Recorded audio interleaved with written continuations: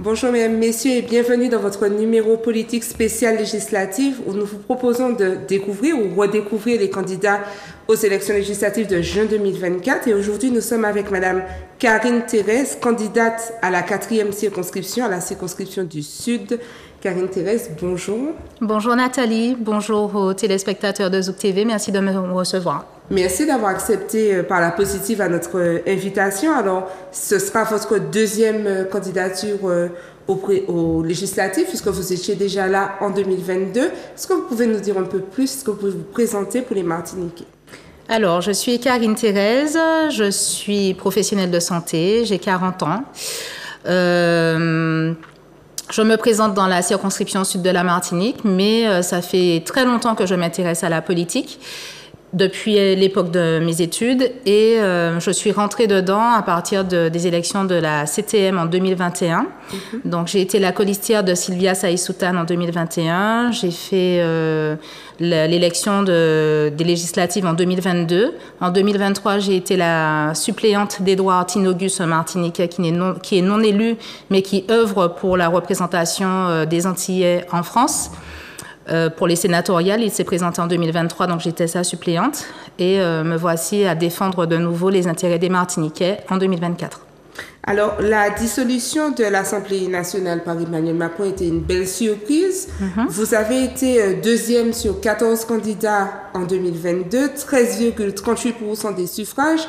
Qu'est-ce que vous pensez de cette dissolution? Comment vous l'abordez?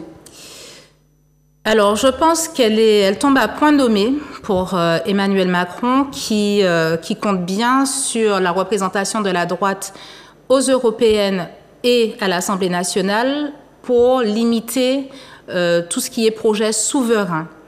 Et donc, dès lors qu'on retire la souveraineté au peuple, on lui retire la possibilité de s'exprimer, de décider par lui-même, pour lui-même. Et donc, c'est sur ce cheval de bataille-là que je m'engage, avec d'autres candidats aussi du comité utile et de l'IOT. Et donc, c'est la raison pour laquelle il est impératif qu'il n'y ait plus d'abstention et que tout le monde puisse s'exprimer pour continuer à être représenté dignement au sein de l'Assemblée nationale. D'accord. Donc, c'est une représentation spontanée, naturelle pour vous. Vous avez été sollicité. Qu'est-ce que vous a poussé à revenir? On a bien compris vos objectifs, mais est-ce que vous avez été soutenu, appelé? Absolument. Déjà, nous n'attendions pas les élections pour travailler à des propositions avec le comité utile pour favoriser l'état de nos sociétés. Nous sommes victimes et spectateurs des injustices et des inégalités qu'il y a sur nos territoires dans tout l'outre-mer et chez nous en particulier en Martinique. Donc avec le comité utile, nous étions déjà en rapport avec des députés au sein de l'Assemblée nationale du groupe LIOT et nous faisions déjà des propositions et d'ailleurs le groupe LIOT, c'est grâce à eux s'il y a eu la loi contre la discrimination capillaire, c'est grâce à eux si Mayotte a réussi à obtenir la prise en charge des factures d'eau jusqu'à 2027 avec le fait de fournir 1 litre d'eau par jour et par personne aux Mahorais, c'est aussi grâce au groupe LIOT. Donc nous avons des représentations fortes au sein de l'Assemblée nationale que nous comptons reconduire et c'est par l'intermédiaire de ces forces-là qu'on m'a sollicité pour me représenter en 2024. Alors on vous connaît pour vos valeurs humanistes mais également écologiques. Alors on vous connaît par rapport à l'écologie des Verts. Enfin, c'est vraiment ces couleurs-là qui vont vous représenter pour cette nouvelle candidature? Alors, je suis par nature écologiste. Je suis une amoureuse du vivant, une amoureuse de la défense du vivant. Je pense que nous sommes interdépendants et qu'il est difficile de corréler des projets au détriment de la nature. Donc, il faut trouver un équilibre entre l'activité humaine et la défense de nos intérêts, surtout que tous les territoires d'outre-mer sont particulièrement menacés, notamment par la montée des eaux, parce que c'est un phénomène mondial, nous n'allons pas y échapper. Et donc, le groupe LIOT et le comité utile, nous sommes les seuls à avoir un programme spécifique à l'outre-mer et à avoir des mesures et des directives pour protéger nos territoires contre l'évolution du climat. Et la protection de nos littoraux et de notre faune et de notre flore, parce que nos problématiques sont communes dans l'outre-mer, mais ne sont pas suffisamment défendues par nos représentants. Donc, il faut que l'État prenne ses responsabilités au regard de l'outre-mer. Alors, effectivement, vous nous parlez de transition énergétique et notamment de la santé, puisque vous l'avez dit, vous êtes... professionnelle de santé. Voilà, donc, et d'ailleurs vice-présidente du syndicat des pédicures-podologues de Martinique. Est-ce que vous pouvez nous dire un peu plus sur votre programme, les actions que vous pensez mettre en œuvre une fois que vous serez élu? Alors, le plus fort projet, je pense, en rapport avec la santé d'ailleurs, c'est l'indexation des remboursements de sécurité sociale sur le taux de pauvreté dans l'outre-mer. Parce qu'il est inadmissible que les remboursements de sécurité sociale soient les mêmes dans l'outre-mer et dans l'Hexagone, alors que le coût de la santé est énorme chez nous. D'autant plus qu'il serait nécessaire de limiter l'utilisation des taxes sur les médicaments et sur les produits de santé, parce que malheureusement, ça nuit à l'accessibilité à la santé pour tout le monde dans l'outre-mer. Ça réduit notre espérance de vie et déjà qu'il y a un défaut d'accès aux soins et j'alerte les pouvoirs publics de toutes parts, hein, pas uniquement dans le cadre des législatives, sur l'état des hôpitaux. C'est inadmissible que dans un grand pays comme la France, dont nous faisons la richesse, c'est comme ça qu'il faut le penser, dont nous faisons la richesse, parce que nous faisons partie de l'outre-mer et l'outre-mer fait de la France le deuxième pouvoir maritime, la deuxième puissance maritime au monde. Donc nous rapportons de l'argent à la France. Il est inadmissible que les services publics soient dans cet état-là et en particulier au regard de la santé des Martiniquais. Bien, vous parlez aussi de pluralisme démocratique, de baisse démographique. Qu'est-ce que vous pouvez nous en dire à ce niveau? Alors, par rapport à la baisse démographique, quoi qu'on en dise, on a tout fait pour pousser les étudiants à partir à l'extérieur. Moi-même, j'ai entendu des élus dire « mais moi, j'ai dit, je suis parti parce que Pania est ici à Bayo ». Donc, je pense qu'il y a une hypocrisie par rapport à ça. Si déjà on améliore notre rapport à nous-mêmes, notre identité, notre unité, l'ancrage sur notre territoire et qu'on valorise notre jeunesse plutôt que de l'accuser de tous les maux avec le peu qu'on lui transmet, déjà ce serait une richesse qui serait entretenue. Et c'est par là qu'il faut passer pour aider la jeunesse à améliorer son ancrage, à avoir envie d'innover, à avoir envie de s'implanter localement, plutôt que de dire eh ben, il y a des taxes, voilà, la vie est chère en Martinique. On sait déjà que la vie est chère. À qui profitent ces taxes réellement? Est-ce que ça profite à la population ou est-ce que, au-delà de cela, les collectivités qui n'ont jamais eu autant de moyens financiers n'en profitent pas un peu trop au détriment de la population? D'accord. Et le pluralisme démographique, du coup? Démocratique. Démocratique, pardon, excusez-moi. Démocratique, oui. Je pense que l'on peut améliorer le vivre ensemble, même en pensant différemment. Et je défends aussi le droit à l'autodétermination, donc la capacité de gérer par nous-mêmes, pour nous-mêmes et de créer en fonction de nos spécificités locales, de ne pas forcément calquer notre fonctionnement par rapport à tel ou tel territoire, mais nous avons le droit de concevoir une société martiniquaise de demain qui nous ressemble. Avec qui pensez-vous travailler? Avec qui pensez-vous vous allier? Comment vous envisagez les choses? Alors, pour commencer, nous avons déjà le groupe Lyotte avec qui on travaille de manière très étroite.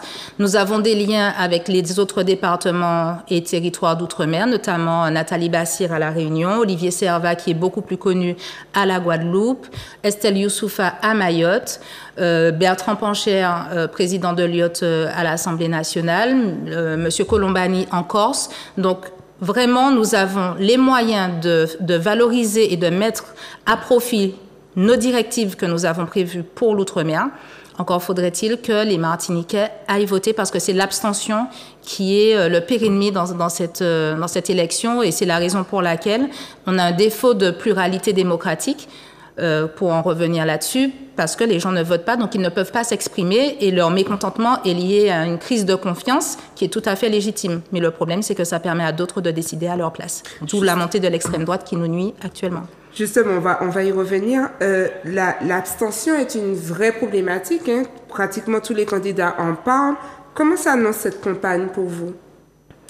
Alors, pour être très sincère avec vous, comme je suis professionnelle de santé et que je travaille de 7h à 20h presque tous les jours, je fais campagne avec les moyens que j'ai. J'ai des soutiens que j'aurais aimé plus nombreux. Hein, donc, ceux qui veulent se joindre à moi pour me soutenir sont les bienvenus. Mais je pense que l'implication dans la société ne se limite pas aux législatives. Quand je discute avec mes patients ou avec des connaissances, on parle de l'état de la société. Donc, ce n'est pas, je ne me sens pas plus en campagne que d'habitude, si ce n'est par rapport au rythme. Mais nous sommes tous dans le même constat déplorable de l'état de la société martiniquaise et de la société de la France. Et ce déclin-là me mène à me présenter aux législatives pour trouver des solutions pour mon peuple et pour pouvoir les appliquer.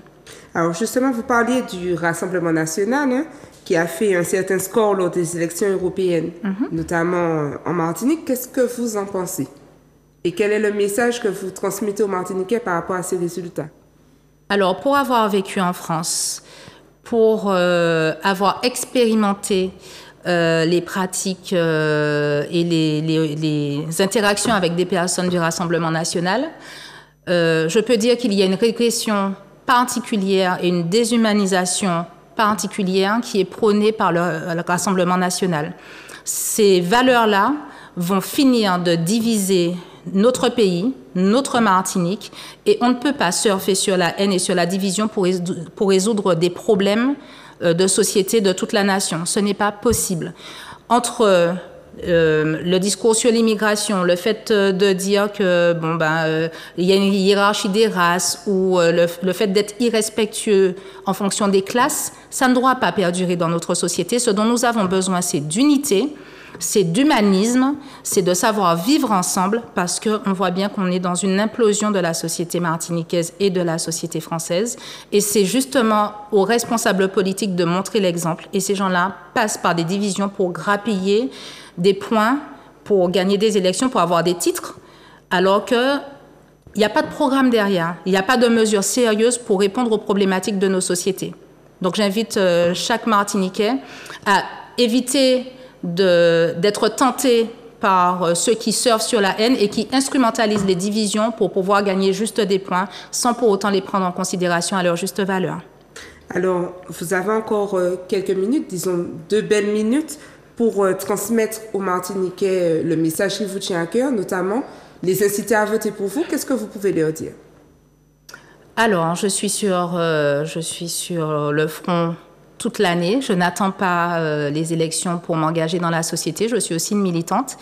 Et je tiens à dire aux Martiniquais qu'il n'y a pas de fatalité.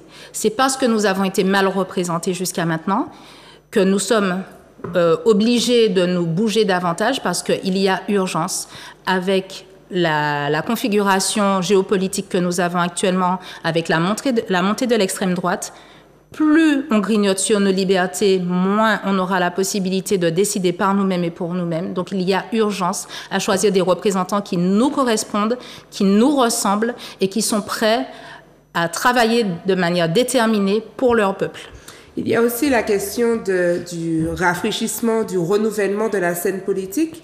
On a beaucoup parlé de la jeunesse, etc. Vous, pour le coup, vous êtes jeune. Qu'est-ce que vous pouvez dire de ça? Comment un électeur un peu frileux peut avoir confiance en vous? Eh bien, j'ai envie de dire aux électeurs martiniquais que trop souvent, on a barré la route à la jeunesse et c'est ce qui a découragé la jeunesse. On sabote les initiatives de la jeunesse, on méprise la jeunesse et c'est parce qu'il y a trop d'entre-soi dans le milieu politique martiniquais que nous en sommes là. Donc, il faut laisser les générations d'avant partir dignement. Et il faut laisser les générations d'après prendre leur place, innover et prendre leurs responsabilités pour envisager la Martinique qui nous correspond et qui doit nous ressembler. Si vous êtes élu, ce que nous vous souhaitons, ce que nous souhaitons à tous, où siégeriez-vous? Alors, je siégerai au centre. D'accord. Sans aucune hésitation.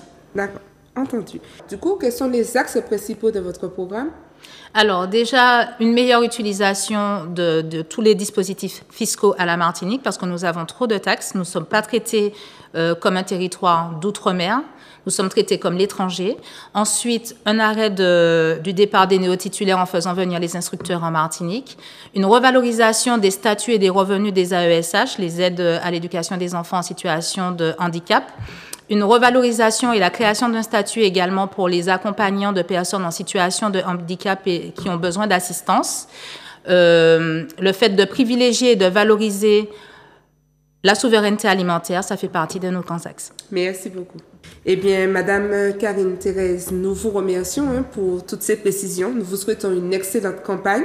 Et puis, quant à vous, chers téléspectateurs, nous vous disons à très bientôt pour le prochain numéro politique autour des législatives de juin 2024.